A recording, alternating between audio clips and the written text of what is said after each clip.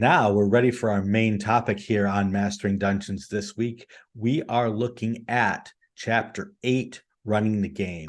We covered it 2 weeks ago in our pre-Rob Schwalb adventure. And now we are going to have a further adventure as we run the game part 2. We are going to be looking at a continuation of this, starting with advantage and disadvantage. I think that this does an okay job of sort of saying, here is what advantage and disadvantage are, and here is where you use it. The only thing that I think this is lacking is telling DMs what it really means in terms of the math of their game.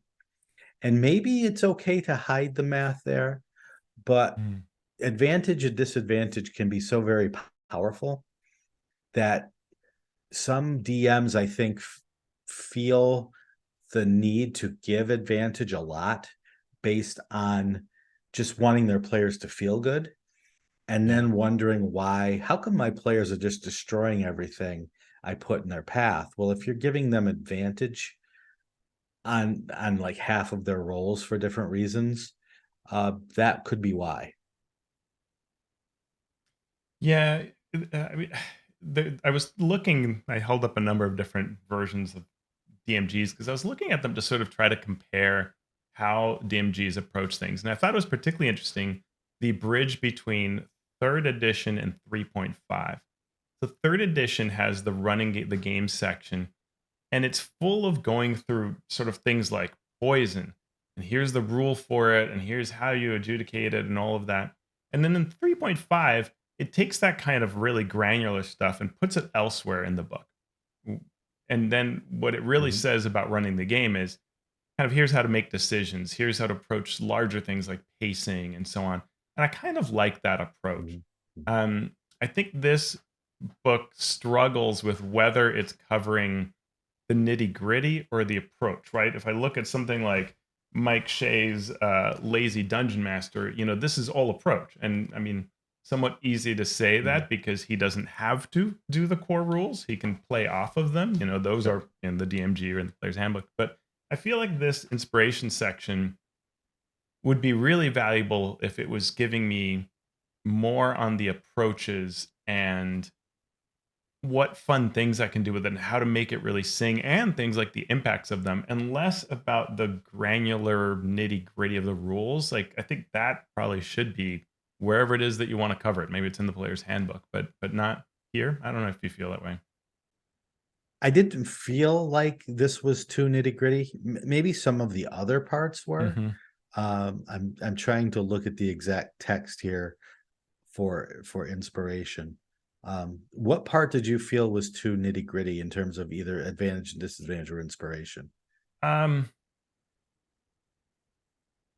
no, yeah, I take your point. I mean, I think I'm being colored by the other sections in this running the game chapter. Okay. Um, Okay. It does, yeah, this does have, in fact, it's interesting to look at the examples here of like use inspiration to reward role playing when characters take risks and Mhm. see how greatly this changed with the 1D&D Unearthed Arcana early packets, which really tried to turn it into sort of more of a mechanical piece. And no, you're right. I like this. I think this is nice as I take it back. This is really nice looking at it now as the adjudication and inspiration section inspiration for your DM, right? Versus and Yeah. things like variants are really interesting here. And there's another Mhm. section where there was a really nice resolutions and consequences. The next piece has a Mhm. really nice series of approaches that you can say things like, what if you want to succeed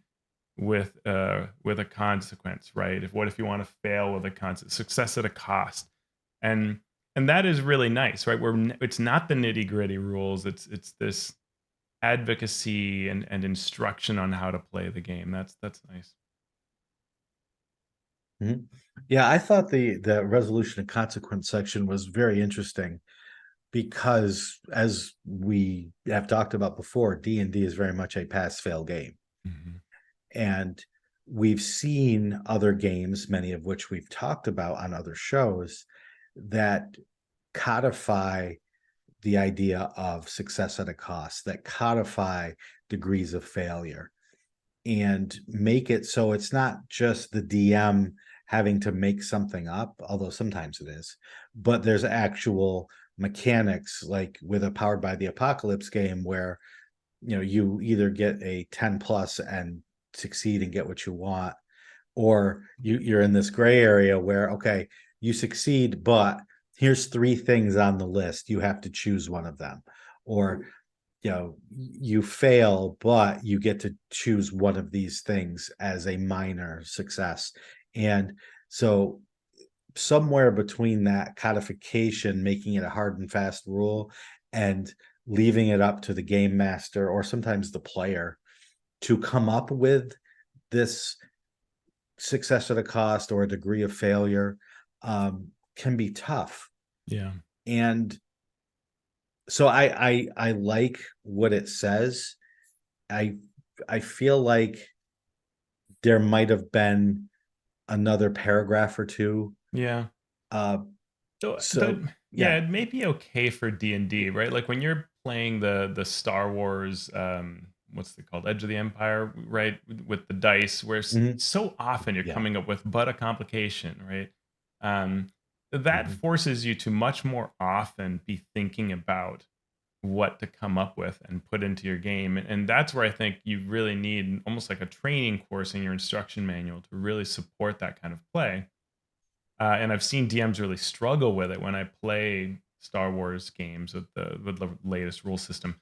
But here, I think that this is fine because probably for most DMs running fifth edition, this is something you're going to play with. You're going to introduce it in narrow situations, and you're going to build with it and explore it. And it gives you a number of examples. And for folks who may not remember this or haven't read this, what it's saying with success at a cost is, hey, failure is tough. When you fail by one or a two, when a character fails by a one or two on the die, you could introduce a cost and allow them to succeed or minimize the pain. So you narrowly escape the full brunt of a fireball, but you end up prone, which is a heck of a gift, right? I mean, you might have died from that fireball and you're prone instead. I mean, that's huge. But it just shows you the breadth of some of the things here that are you didn't intimidate the kobold prisoner, but the kobold reveals its secrets anyway while shrieking and running away, alerting other nearby monsters. It's the kind of encouragement to make judgment calls, which is really nice. And so you probably Mhm. will take these ideas and use them a little bit. And sometimes you might go, I didn't like that, but you'll learn from it. And other times it's a real success. So you do that more Yeah. often. So it's probably okay. Yeah. Yeah. It's what advice in a book like this can do is give you that experience before you have to fail at it. Hmm.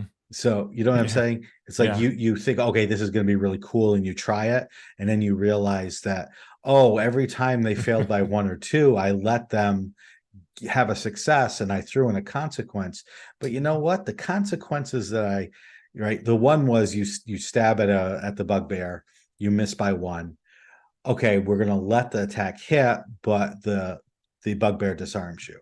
Yeah. Okay, so what's the consequences then? On the next round, the character has to bend down and pick up their weapon, Yeah. which practically does nothing.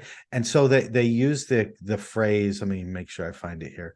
They use the phrase, the consequences should, quote, change the nature of the adventuring situation. But then I don't think all the examples they give Do. actually change the nature of the adventure. So the kobold screaming for help and alerting all the friends in the lair, yes, that changes the adventuring situation. Yeah. Uh, Not taking damage from the fireball but falling prone. Okay, next round you stand up. Yeah. Does that really change the adventuring situation? So it's great advice, but there you have to have the but then, right? Are you having trouble challenging your players and you're Yeah. frustrated because they're just mowing through everything? Don't let them succeed if they fail by one or two. In fact, do it the other way. If you succeed right on the number, Mm. you succeed, but there's a consequence, right? talk Hmm. about those sorts of things, give the DM permission to take it to the next step Yeah. and do these things in other ways. The one thing I wish they'd said instead of, well, not instead of, but also where they say change the situation, I wish it would have been something like uh, make make it in make the consequence bring interest to the game, Yeah. Hmm. because I think that that says it more than change. Interest is not your sword fell down. Interest is something bigger Yeah. happening. And that's true of degrees of failure, which is another option that we're presented with, where if you fail the check by, say, 5 or more, you might, to disarm a trap, well, you set it off, right? Or Mhm. you fail at a charisma check to get the queen to help, but 5 or more means she throws you in the dungeon for your impudence. You know, there could be some better guidance there as to how to Mhm. assess these and create the right kinds of situations. Like you're, and I like how you say it around having this goal to what really happens in the play. That could help a DM route themselves correctly, right? Because it's probably that the point isn't just, oh, you tried to disarm it and I get to deal damage. Like, yeah, that's fine. But there are way more interesting options that you could create and that would make the play fun and Okay. surprising and yeah, engaging. Yeah. So two things about this. I'm going to ask your opinion. Okay. One is you're a DM and you've decided to put the success at a cost or degrees of failure into action. This is more about success at a cost. Do you give the player the option or do you just do it? And if you Mm, do give the player the option, how far along the chain of events do you go by giving them this? Do you say, all right, I will let you hit the bugbear, but there's going to be a consequence, and not tell them what the consequence is? Do you say, I'm going to let you hit, but there's going to be a consequence, and that consequence is you're going to drop your sword, and who knows what's going to happen once the sword's out of your hand? so I think How do you yeah. manage that? Uh, um, I love having Rob Hainsou, who developed one of the designers of 13th Age. He has a great thing he does when he's DMing, where he gets like a wild look to his eyes. I mean, everybody at the table smiles when he gets this look, and you can just see this devil's bargain begin to form. And he'll say, "I tell you what, this fireball looks Mhm. really bad, but there's a way you could avoid it. Do you want to take that chance?" And it's great joy the way he does that. And so I think a lot of it is, what do you feel as an individual DM that you will do best, right? Because I think a lot of, if you can do the Rob. That is so much fun to offer that bargain that way. He has a way of smoothing away the place where a player would say, I feel like I'm choosing blind, or I don't know what this choice entails. I want more information. I'm worried. He makes it go away because of his approach, and so it really works. And it's a Mhm. joy at his table to have him offer these Faustian bargains, um, even when they'll screw you. um, Mhm. my approach is often to just say this is what happens, and I think I'm good at painting the result or the situation, the whatever I'm coming up with, in a way that feels convincing and conveys that I'm not trying to mess you up. I'm trying to make the game interesting, and so you buy it into it and you like it. So that's what works for me, even though I prefer to play at Rob's table, Mhm. if that makes sense. I don't know what you think about that. Sure. So yeah, so along that same lines then, uh, should there be in the player's handbook with all the skills, with all the abilities, with all the saving throws, with the attack rolls, should there be this? Should there be this? Here's an optional rule that your DM might use, and then give examples under each one. You fail your persuasion check by 5. Here Yeah. are things that might happen if your DM uses this. You fail picking the lock. here are some things that might happen. Mm. To give the DM a little more cover, a little more permission I would to probably do these things. Yeah. it's a great question. I would probably play it a little simpler and just state something somewhere in the skills or saving throw section, maybe both, and just say something like, in some particular situations, your DM may adjudicate things beyond these rules.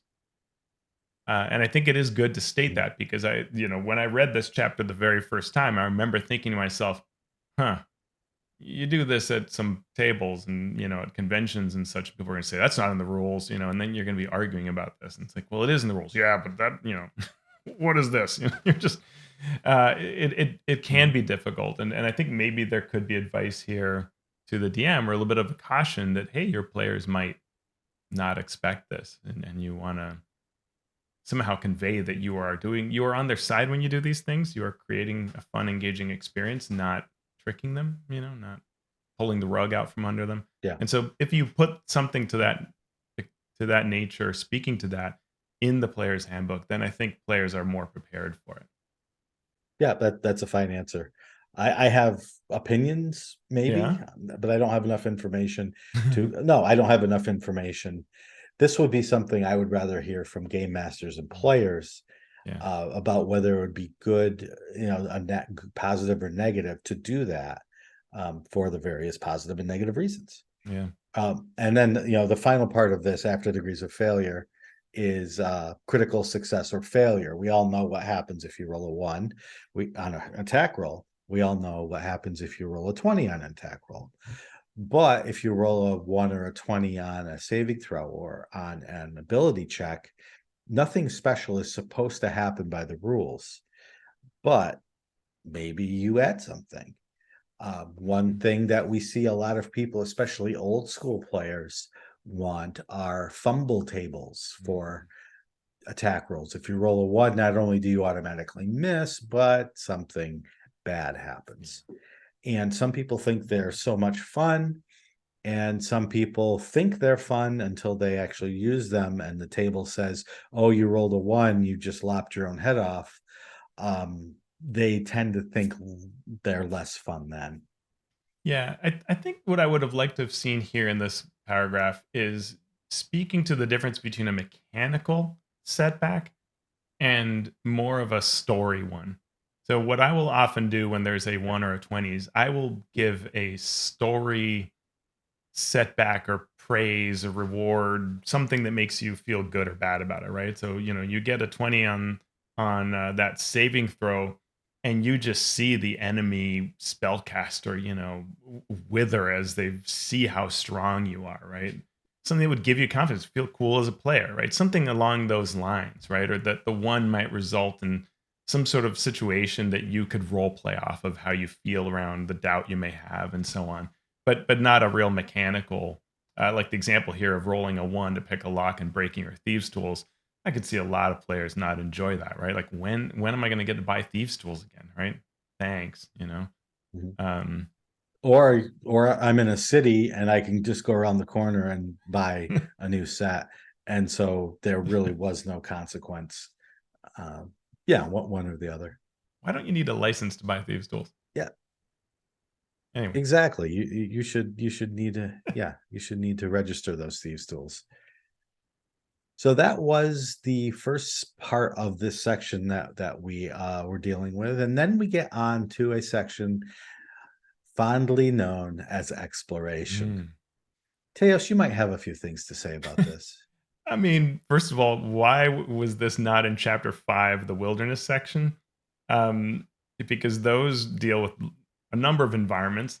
And we've noted this in a previous show that we covered these topics. The rules are found in a combination of chapters 5, 8, the player's handbook, and even one of the DM screens.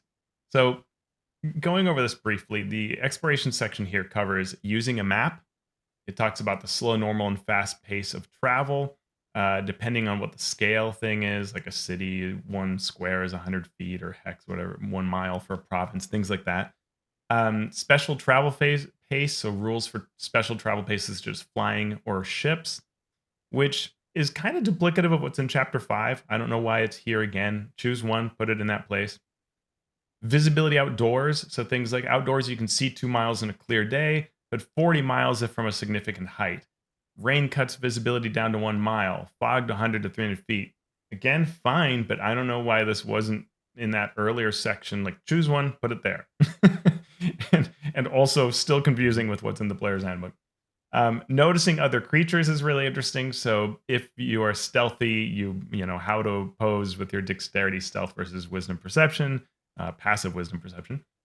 And then one of the official DM screens, I think the second one, has a table with starting encounter distances that you don't find anywhere else. And it tells you based on the terrain, it's in our show notes. Here's the encounter distance that Mhm. you have in feet between two groups. And it also has things like audible distance and visibility outdoors. And then finally, we get a table of tracking DCs for various services and some minor advice. And this is all useful information. I just have no idea why that's here. What do you think, Sean? Yeah. No, like you said, we've covered this at least twice on different shows I- where it's how I'm do we handle exploration? We I'm don't this know. I'm that person that's shaking, scratching their head, Yeah. wondering what's happening. That's me. Just like what? Yeah. Yeah. And I think it's indicative of how different groups play different ways. Hmm. I can think of groups that I would have used these rules every session and had them memorized, and I wouldn't even need to look them up. And it would have been important and it would have mattered. And the checks that they make for tracking or perception or nature would have been hugely important. And then I can think of campaigns I've run where none of this would have come up at Yeah. any point because we were always just traveling from one place to another and we hand waved the travel, and that was it. So I Yeah. think the ambiguity, the disparity, that's the word I'm looking for, the disparity between what different groups find important and what they find fun and what their campaign calls for, make this sort of second thoughts. Uh, Yeah. and so they just said, oh, we should probably put something in. Where should it go? Well, let's put it here. Oh, but we already did it there. I don't know. Let's just do it again. I mean, and it happens when you're running out of time, which probably took place and will probably Mhm. take place again. but Yeah. but yeah, I mean, I think some improvement to organization could happen where you really have when you're doing a thing, you want to find the rules for that thing, right? If I am traveling from A to B, I want to have those rules all in one place, the inspiration, the rules, all of it. If I Mhm. am going to create wilderness encounters, I want all that in one place, right? So I think those are two different Yeah. things, and I want them fully defined. Mhm. From the wilds of the wilderness to the drama of the intercity social gathering, we now look at social interaction. And in something that lots of times people just handle through role playing, this gives us an actual mechanical process to figure out how to run, which I, for one, liked. Uh, it gives us the Dungeon Master's Guide. This chapter gives us the 4-step process. First step, you determine the starting attitude of the people with whom the party are interacting. So, Mhm. are they friendly? Are they indifferent? Or are they hostile? And you can use your notes, you can use the adventure to figure out what they might be. Once you've done that, you go on to step 2, which is Teos. It is conversation. And so here where it's suggested, hey, state your case, right? That the players should try to do things which could change attitudes. And there's that possibility that you're going to consider the flaws and characteristics of monsters. You might have wisdom insight that then grants some benefit to discovering what they want. What do these monsters want? What do they favor? What might buy them off? Things like that. And based on that interaction, we are then directed as DM to set a DC. And that's an interesting approach to it, Sean. I don't know what you think about that step. Yeah, I think that this is handled in different ways, strangely, because step three is make that charisma check. Hmm. And so rather than having a pass fail DC, like we normally get with 5e, D20 sorts of games, this says, all right, you roll and there are steps. And if you get higher than this step, you can get something out of the NPC, depending on the situation. If you get this step, you can get something in an even sort of more dire situation. Mm. So at some point, someone will do something for you if it costs them nothing. The next step is they will do something for you if it costs them just a little bit, or there's a little bit of a risk. And then there's a next step where they will do something for you, even if the risk is huge. And so I found that interesting that the whole game would be played one way, and then this chart Yeah. plays another. And it makes sense, right? It makes sense in this particular situation. So I'm okay with it. But it's a good guide. It's just weird for me in a chart form. Yeah, Uh, that for I sure. guess is my yeah, Yeah, and is my it takeaway. creates a sort of series of steps rather than have, which may not be a natural outcome of the conversations you've had. You know, it feels a little video Mhm. gamey. Like I do Right. these things. Well, the menu option only allows for X, and that's the result that was determined. And so I don't particularly love Right. that. It's worth pointing out that Tasha's Cauldron of Everything in Chapter Four Dungeon Master's Tools, which we covered in 2021 in March, Mhm. that has a piece on social interaction rules that revisits, kind of talks about parlaying with monsters and tries to add to this. I don't know that we loved it. I feel like we did not particularly love it, as I recall. It gave more I around don't monster remember it. desires and things like that. So it has some limits as Yeah. well, but it's clearly something that's on the designer's rule mind to kind of tweak the rules.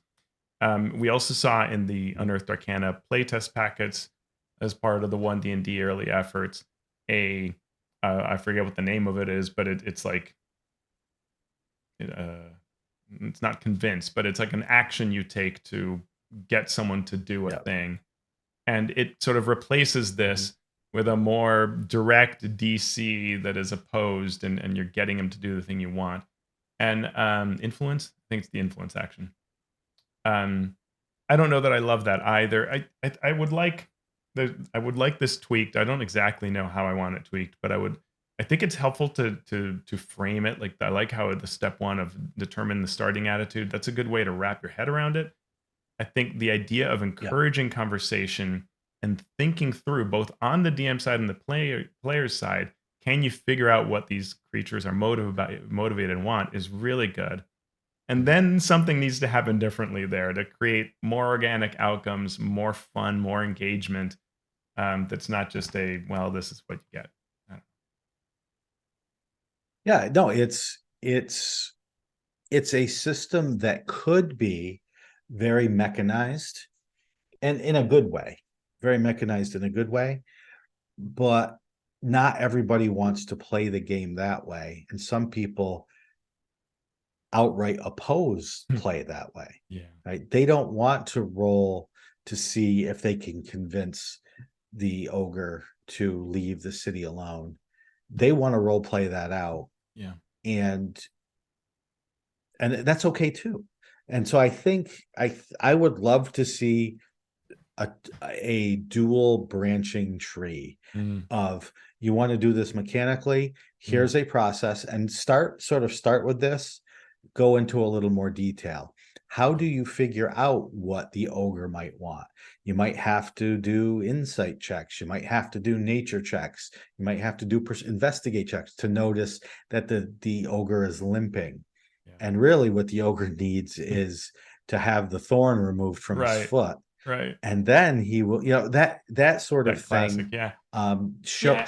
show that played out in different ways, give examples of different ways that you could run that, and let the DM with that information that you're giving them choose the way that they want to handle their uh, Yeah. interactions and choose the best way for each situation that they want. Absolutely, absolutely. And just even speaking to those possibilities would be really helpful to DMs because I recall my first Living Greyhawk third edition organized play adventure, first organized play convention I ever attended. There was a DM where there was a scene between kind of the typical high elves and the forest lands, and we had some pressing need, and we are trying to get them to do things. And I'm trying to roll. The rest of the table was pretty quiet, and at some point the DM, kind of breaks character and says like, I don't care about your role, like convince me. And I'm like, okay.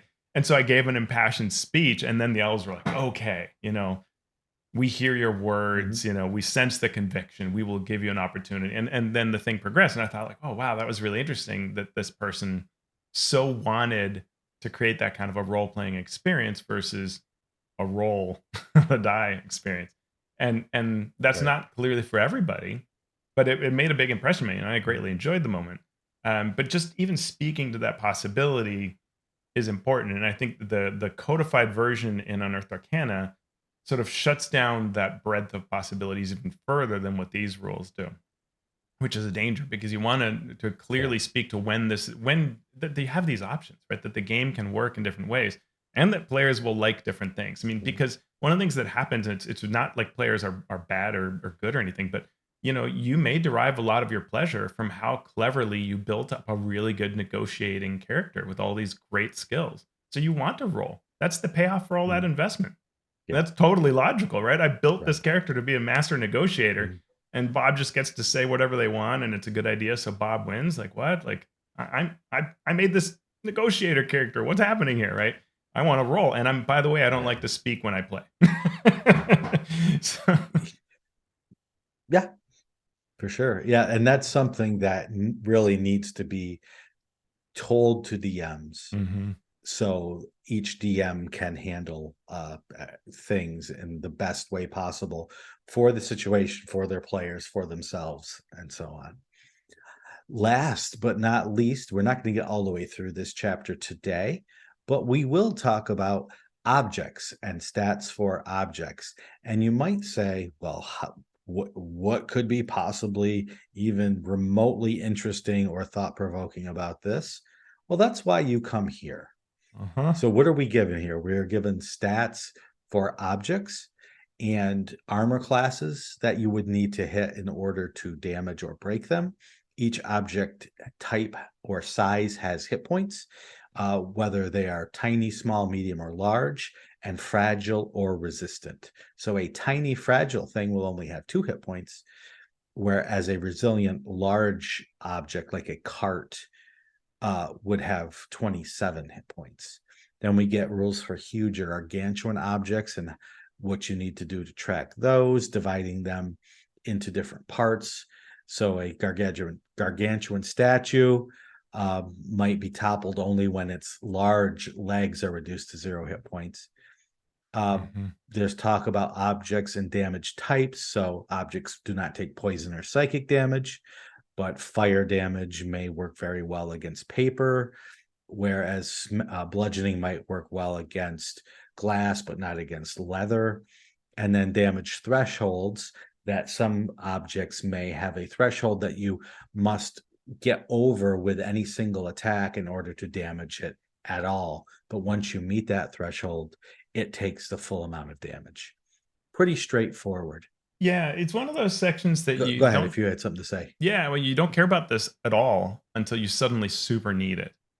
And so you Hmm. must have this in a game, I think, because there are times when it comes up, and it's really helpful to have the game's logic be transparent like this. I think it's also good for designers. Like when this table exists, then you can Hmm. come to it and base things off of this, so that the world feels a little more reproducible, and more realistic when you pin things off of these kinds of variances and constraints, which makes its design pretty important. Where this will tie into is when we continue talking about this chapter next time, when we talk about things like siege equipment, the rules for damaging ships and the siege weapons and the damage thresholds and all this, begin to interplay in ways that may not be particularly fun. And it has to do with that. Mhm. So you need to think when you base things off of this sort of math, what the play experience will be Yeah. like.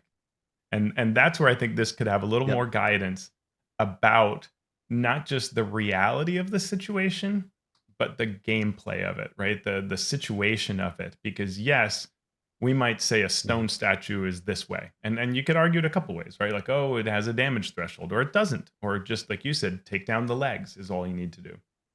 Um, Mhm. and the play of it, right? Where how many rounds am I expecting the players to hack away at the statue, maybe in the middle of a combat, because maybe that's not really tenable. And so Mhm. that piece that's specific to the situation is always important to consider in and above, beyond these rules that exist here. Mhm. What sort of like what Teos is saying, what this section lacks, and I think what's there is great. Hmm. What it lacks is, when do I do damage to Mm. objects? When is it? Because if you don't know anything about DMing, or you're a new DM, you might look at this and go, "Oh, so if I hit my party with a fireball, they all have weapons. They should their armor should be taking fire damage, right? How many hit points does their armor have?" Or alternatively, you're in a dungeon room, and in the back is the vampire, who is surrounded by tapestries and surrounded by the coffin and surrounded by those things. How often in our games do we, oh, I cast a fireball, I put it way in the back so I don't hit my party, but I hit the vampire. Okay, the vampire takes blank fire damage. Great. Okay, the encounter's over. Now let's loot the tapestry. Let's loot the coffin. Let's loot. Wait a second. You just fireballed all that stuff. And I told you it was there. Yeah, You expect it to not be burned?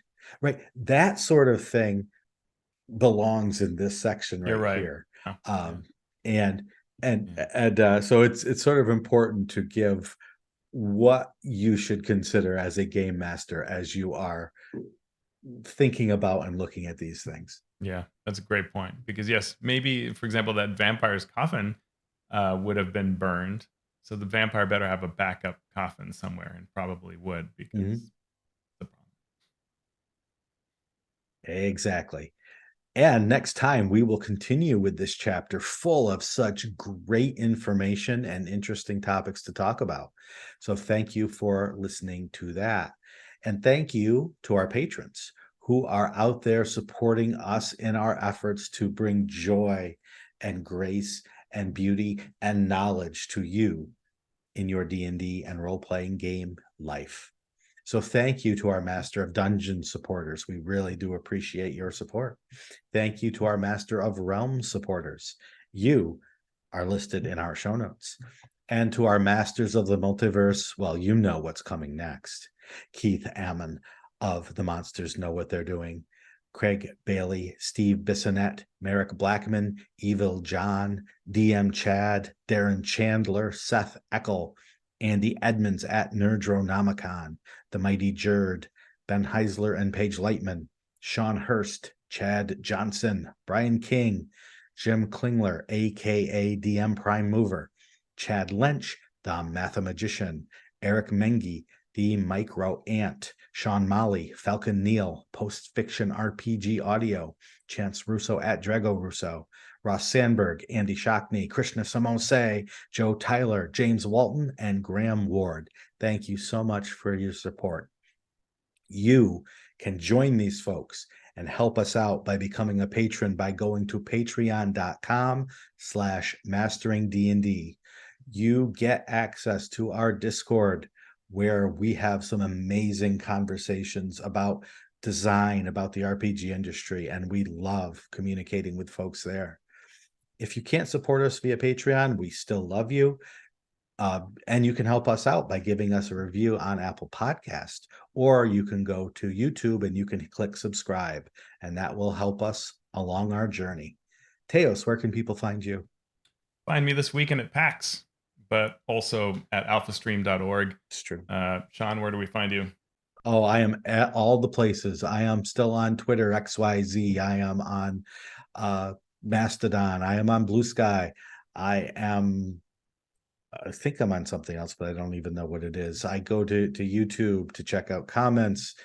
Uh, and you can, of course, always leave comments for us on that YouTube channel. So, Teos, we have now gone through a little bit more of chapter 8. We know about inspiration, we know about objects, we know about consequences for our actions. What are we going to do now? Well, I think I'm going to go back and try to see if my kids will allow me to use that table for influencing their reactions, just to get them to do things like clean their room.